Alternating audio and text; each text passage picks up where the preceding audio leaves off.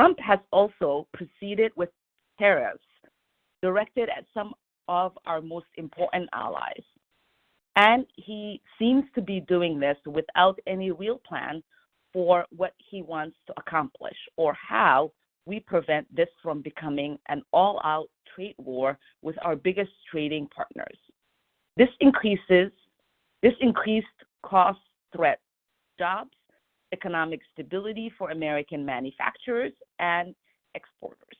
Many of his talking points center on the supposed unfairness of a trade plan that he himself negotiated, the U.S.-Mexico-Canada Agreement. Trump's strange obsession with Canada seems to be driving part of this. Here in Minnesota's 5th District, we have a trade into the amounts of $600 million of goods and services with Canada every year. This is nearly 6,500 jobs linked to our trade with Canada alone. Trump has openly suggested that his intent to hobble Canada's economy and force them into becoming a part of the United States.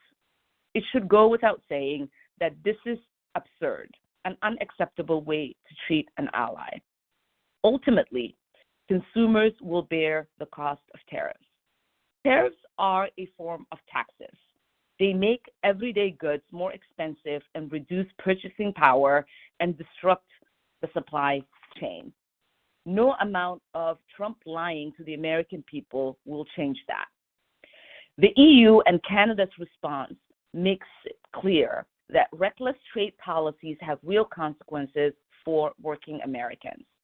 And there is a deep irony that the people pushing hardest for the tariffs right now once called themselves the Tea Party, which of course was a protest against taxes like they are now pushing forward. Last week, the EPA took extraordinary steps to roll back environmental protection and climate policies.